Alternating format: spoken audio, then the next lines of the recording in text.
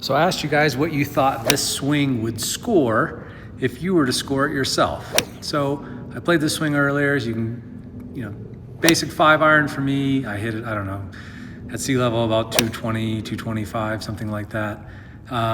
Basic move here, right? So what does that score? Well, let's find out. On RotarySwing.com, coming soon for all members, you can analyze your swing, and not just analyze your swing, but actually have GOATY, my AI golf coach, give you a lesson.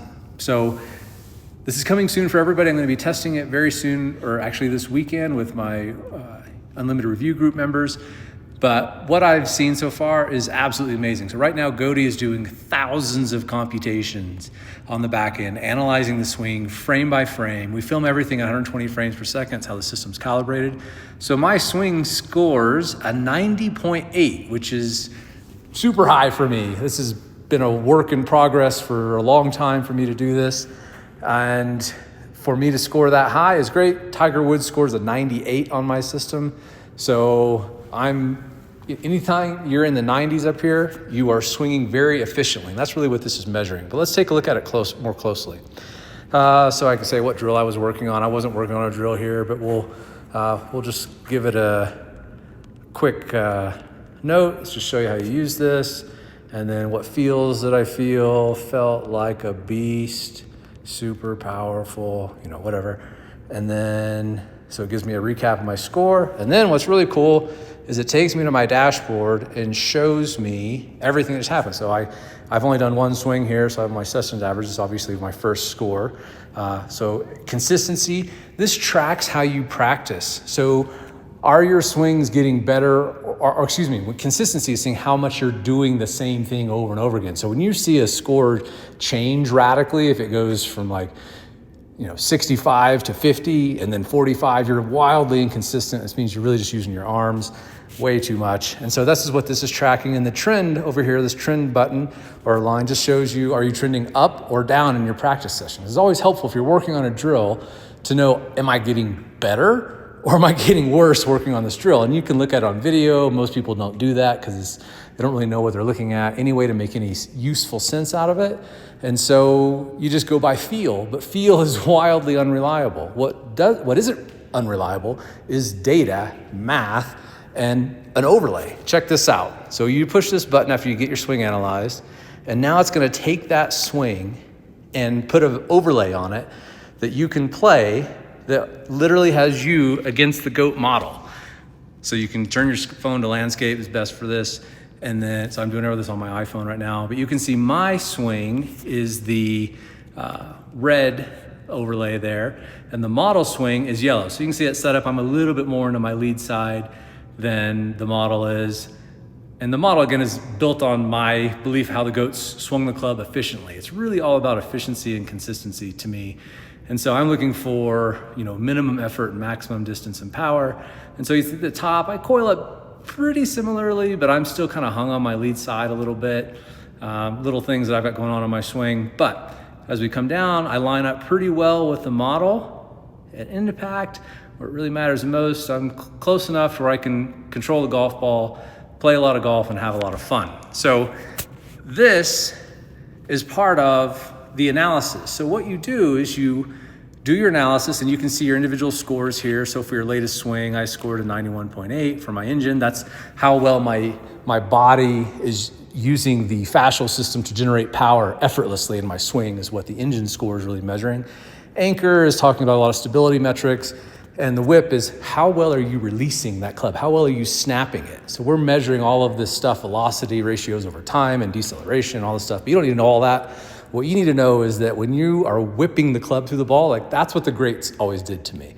The greats came through the ball and it just had this effortlessly violent lash through the ball, and the sound was different. And so for me, that's what the GOAT code is all about. So when I built this system, I wanted to get the body working right first. You've got to understand how to use the body structurally to stretch things to get them to snap back correctly for you in the downswing. And that's where effortless power really comes from. Anchor is all about consistency, stability, being able to get the club to bottom out the exact same way in the exact same spot, and the whip is that effortless snap. So when you combine those things in a certain ratio, that I have weighted obviously certain things are more important than others, then you come up with this overall GOAT score, which is 90.8 for me, which is a great score. And then there are things, you won't see all of this stuff. The metrics down here are some of the things we're actually measuring, but this is showing you like the things that you could improve on to improve your swing, but you won't have to worry about that stuff because GOATY will tell you everything to do. One of my favorite parts of this is the sternum graph. And what this shows is how your body's really moving and the timing of it to actually generate power. And so you'll see the orange line is me and the blue line is the model. And this is basically tracking roughly our sternum. And so you'll see on the left-hand side, it's the start of the swing and then the transition back to the downswing and then the star as an impact. And you can see the model goes down vertically much more than I do. And so there's a lot more potential power for me to gain by loading into the ground better. I will have a lot more efficiency in my swing.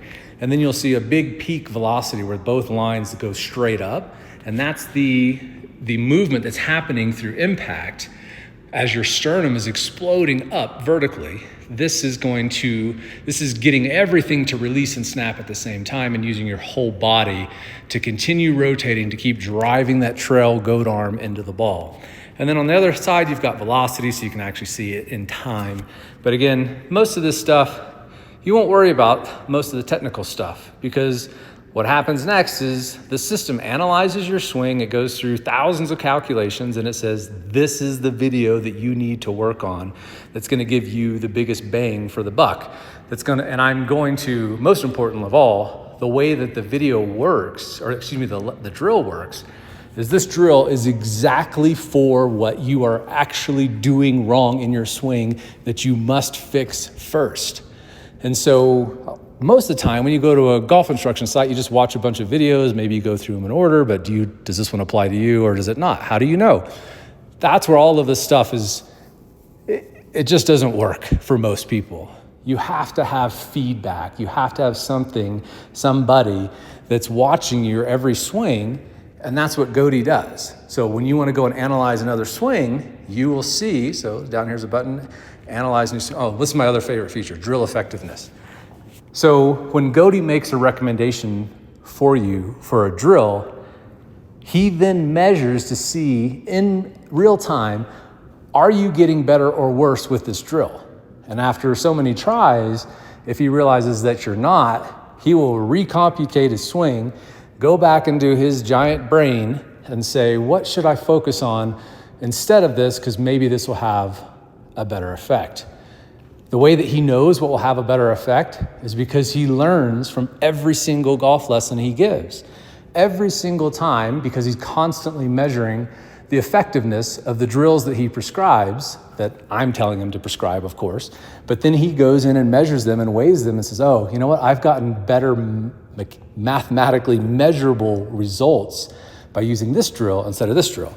So that's what this drill effectiveness is he's checking to see, is this the right thing for you? And proves it over thousands of golfers, thousands of times. So anyway, when you're done with that, you go analyze another swing.